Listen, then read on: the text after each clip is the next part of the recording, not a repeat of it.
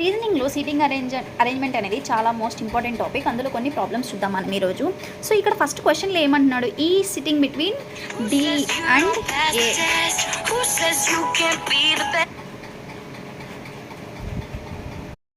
So seating arrangement మీద మనం కొన్ని ప్రాబ్లమ్స్ చూద్దాం ఈరోజు. సో ఇది most important topic in reasoning. So ఈ అనేవాళ్ళు క్వశ్చన్ చూస్తే ఈ sitting between D and A.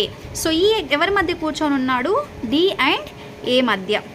So డికి ఏకి మధ్య ఈ అనే అతను కూర్చొని ఉన్నాడు. సో ఏమని చెప్తున్నాడు, B is right of A.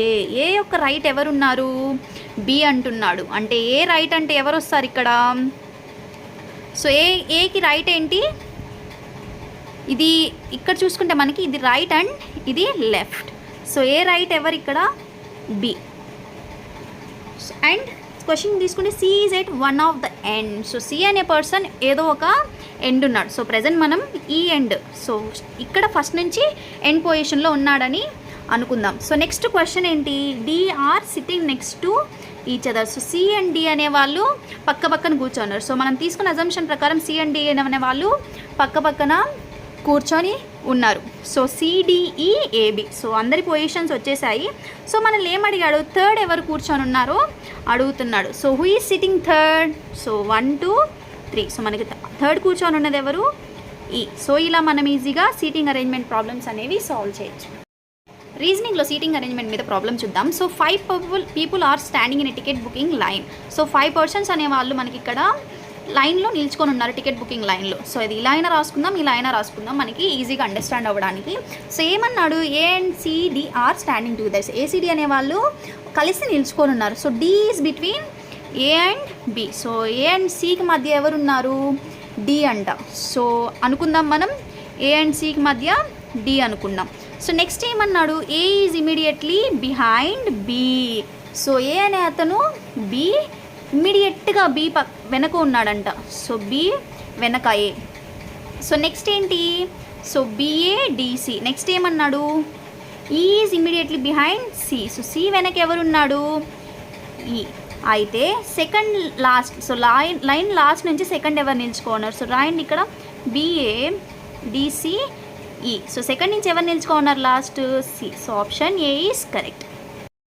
రీజనింగ్లో seating arrangement మీద ఒక ప్రాబ్లం చూద్దాం. సో క్వశ్చన్లోకి వస్తే A is taller than B అన్నాడు. సో బి అనే పర్సన్ కంటే ఎవరు టాలర్, ఏ. అంటే బి కంటే ఎవరు టాలర్, ఏ. నెక్స్ట్ ఏమన్నాడు, C is taller than F. So C కంటే టాలర్ ఎవరు మనకి, ఎఫ్. సో సి కంటే టాలర్ ఎవరు, ఎఫ్. సో నెక్స్ట్ ఏమన్నాడు, D is taller than A. So A కంటే టాలర్ ఎవరు, D. And C shorter than D. So C కంటే shorter ఎవరు, డి. సో సి కంటే షార్టర్ ఎవరు ఇక్కడ మనకి, D. So A B C D F. So అన్నీ వచ్చేసాయి. అయితే ఏమడిగాడు, హూ ఈజ్ టాలెస్ట్. సో ఎవరు tallest, D. So option C is correct. రీజనింగ్లో సీటింగ్ అరేంజ్మెంట్ మీద ఒక ప్రాబ్లం చూద్దాం. సో 5 ఫ్రెండ్స్ అనే వాళ్ళు మనకి ఇక్కడ సర్క్యులర్ టేబుల్లో ఉన్నారు.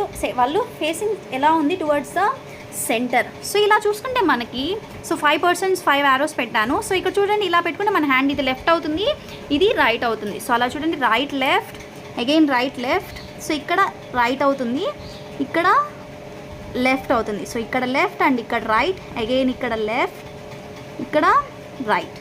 సో అగైన్ ఇక్కడ లెఫ్ట్ అవుతుంది, ఇక్కడ రైట్ అవుతుంది. సో చూడండి, ఫస్ట్ ఏమన్నాడు, D is sitting to the immediate left of A. So A యొక్క ఇమీడియట్ లెఫ్ట్ ఎవరున్నారు, డి అంటున్నాడు. సో లెఫ్ట్ సైడే కదా. సో నెక్స్ట్ ఏమంటున్నాడు, C is sitting to the immediate right of B. So B యొక్క immediate right ఎవరున్నారు, C. అవునా, B యొక్క రైట్ ఏంటి, ఇదేనా. సో సి ఉన్నాడు కదా. సో నెక్స్ట్ ఎవరున్నారు, B is not sitting adjacent to A. So B అనేది ఏకి అడ్జసెంట్గా లేదు. సో మొత్తం ఓవరాల్గా ఏం మిగిలింది, ఏబిసిడి ఈ. అయితే ఏమడిగాడు, who is sitting right to second to right of D. D యొక్క సెకండ్ రైట్ ఎవరున్నారు, ఈ. సో ఫస్ట్ రైట్ ఎవరు, ఏ. సెకండ్ రైట్ ఎవరు, E. Option D is the correct.